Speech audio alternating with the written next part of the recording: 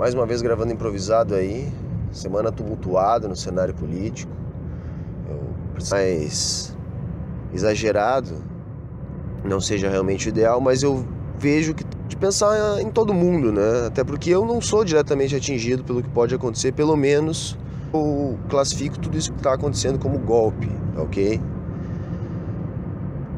Bom, primeiro motivo, né? Vamos falar, primeiro motivo, vamos lá. A questão está prevista na Constituição, porém, requer crime, explica o que é o crime de responsabilidade, tá, ok? A peça que vai ser analisada pelo Congresso, já está sendo, aliás, já começou o trâmite do procedimento de impeachment, ela está acusando a presidente Dilma de pedaladas fiscais. Esse foi o termo cunhado aí para encontrar um crime na conduta da presidente Dilma Rousseff. Muito grande, aliás, era em torno de 47% para pagamento de dívida pública, tá ok? E o que as pessoas têm que entender a respeito disso é o seguinte: não é que o governo fica devendo quando não paga isso aí para empresas ou para pessoas, ou sei lá o que as pessoas podem pensar.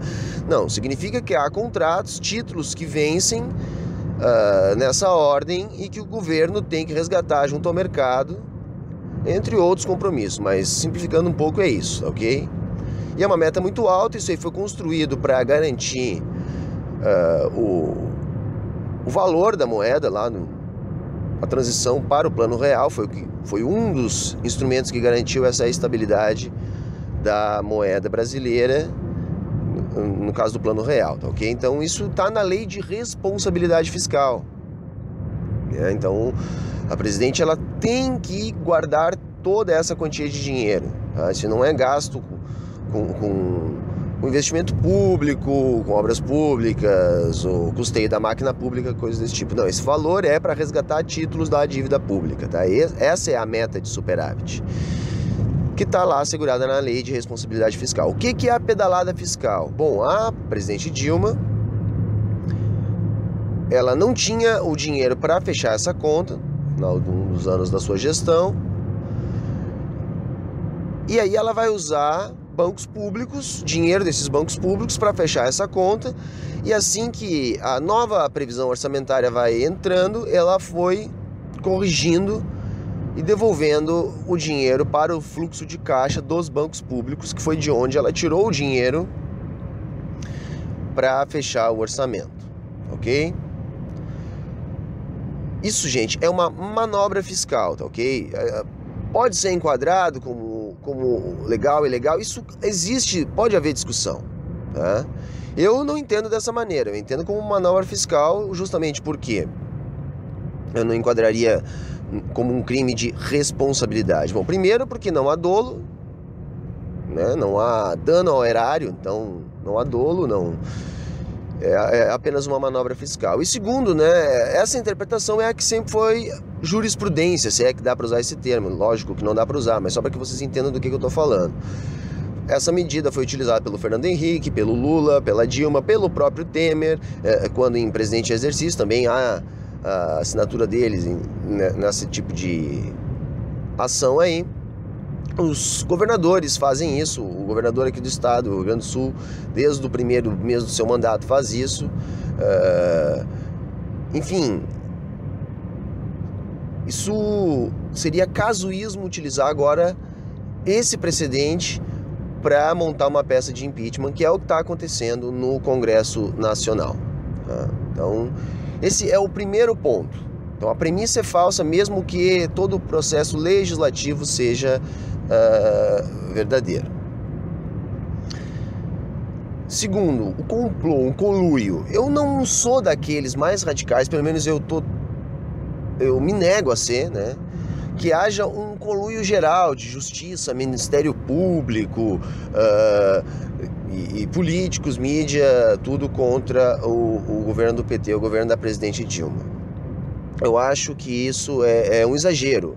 Porém, eu vejo algumas peças trabalhando de maneira um pouco orquestrada, ok?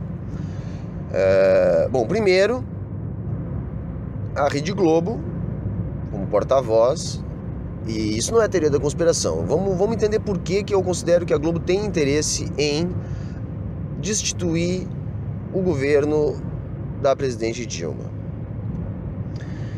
Bom, em primeiro lugar, a gente tem que entender o seguinte: o Brasil é o quinto maior país do mundo, uma das maiores economias do mundo, agora deve ser a nona ou oitava, não sei, vem caindo, mas enfim, ainda é uma das 10 maiores economias do mundo, e tem uma rede de TV monopolista que controla praticamente um monopólio de comunicação no Brasil, tamanha a abrangência e a audiência da Rede Globo de comunicação. Isso faz dos espaços de propaganda na Rede Globo algo muito caro. É uma das propagandas mais caras que pode existir, a propaganda na Globo, ok? Logo, quem tem dinheiro para custear essas propagandas são apenas grandes grupos, normalmente grupos transnacionais, grandes bancos, grandes conglomerados. São essas empresas que têm condições de custear a propaganda na Globo. E existe uma crise de consumo global, é necessário que haja uma retração da expansão da nossa indústria local, para que esses grupos continuem se servindo do mercado consumidor brasileiro, para resolver um problema internacional deles. Então é necessário reverter esse processo que o Brasil vem vagarosamente, é verdade, tendo de expansão da sua máquina produtiva interna. Eu não estou só falando de consumo de importados, mas eu estou falando de dependência de transnacionais, de conglomerados internacionais. E a Globo, ela é porta-voz desses grupos por motivos óbvios. São esses grupos que financiam as suas propagandas, portanto, são esses grupos que pagam a sua conta. Ok? Esse é um ponto. Outro ponto: o juiz Sérgio Moro, no Paraná. É muito difícil fazer uma análise subjetiva de quem é ele. Ele tem algumas ligações com o PSDB, como eu falei no outro vídeo. Algumas daquelas informações que eu falei no outro vídeo, eu já não tenho certeza que são verídicas, porque está uma guerra da informação na internet. E eu usei algumas fontes, eu até linkei lá num dos comentários. Mas pelo menos uma daquelas informações eu não posso afirmar categoricamente, mas algumas delas são verídicas e apontam sim alguma ligação, né? Principalmente, no meu ponto de vista, o fato de ter se centralizado num núcleo PT, enquanto que o restante dos delatores não tiveram, vamos dizer assim, o mesmo tratamento. Ou não é os delatores, mas os delatados, que não são do PT, não tiveram o mesmo tratamento. Eu acho isso aí um indício, ok? É um indício. Mas uma coisa também me parece mais certa: houve excesso de holofote sobre o trabalho do juiz Sérgio Moro. A Rede Globo, como eu falei, que tem esses interesses, ela vem expondo a imagem de um justiceiro, e não é interessante para nenhum tipo de democracia a ideia de um justiceiro, né? Porque justiçamento não é justiça, e a justiça tem que funcionar de maneira igual para todo mundo. Então eu vejo sim ali um quê estranho na conduta do senhor Sérgio Moro, porque ele tem usado uma série de manobras jurídicas que, independente da interpretação, elas são no mínimo fora da normalidade. Sempre se encontra uma brecha jurídica aqui, uma ali, uma interpretação diferente aqui, né? E para fazer a tal justiça. O problema é que isso vem causando desestabilização no quadro político nacional, e a mídia tem se aproveitado disso, está se achando acima da lei. Ele tem feito manobras estranhas. Vamos falar especificamente da divulgação dos grampos, tá ok? Os grampos não tenham sido feitos no Palácio, na Dilma. Esse é o questionamento que eu faço, e eu acho que é por isso que os juristas e advogados que têm dito que isso foi ilegal têm falado assim, dessa maneira. Mesmo que o grampo tenha sido no Lula e ele sim não tenha direito a foro privilegiado, ele pudesse estar sob a jurisdição do Moro, quando ele captou uma ligação com a presidente Dilma, que tinha foro privilegiado, ele tinha que ter encaminhado isso para a competência de julgar essa situação, que seria o STF. E ele não poderia ter tomado a decisão de abrir esse sigilo de um investigado que não estava sob a jurisdição dele. Tá? Não estava sobre a parte que lhe cabia. Então aí estaria o crime. E é grave, gente, é grave. Até porque, se a gente conseguir escutar toda a conversa, ela não é conclusiva.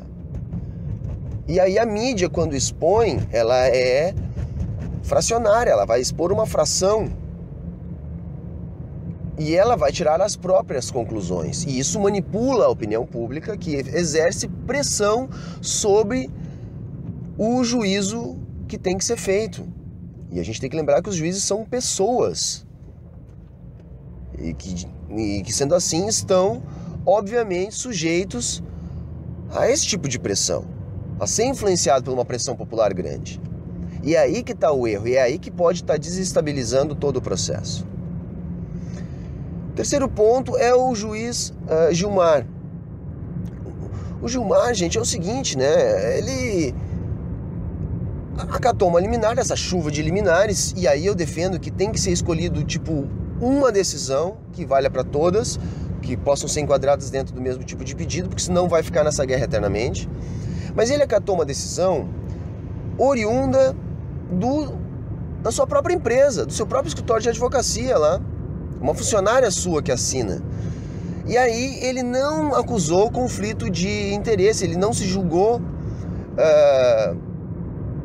desconfortável para julgar a liminar. E aí o habeas corpus, impetrado pelo Lula, foi parar na mão do Fachin. O Fachin se julga desconfortável para julgar aquilo e passa para Rosa Weber. Por que o Fachin alega isso? Porque um dos magistrados que assina o super habeas corpus, que eu vou botar tudo linkado aqui embaixo, tá? Tudo que eu conseguir achar eu vou botar linkado aqui embaixo, porque é um amigo dele,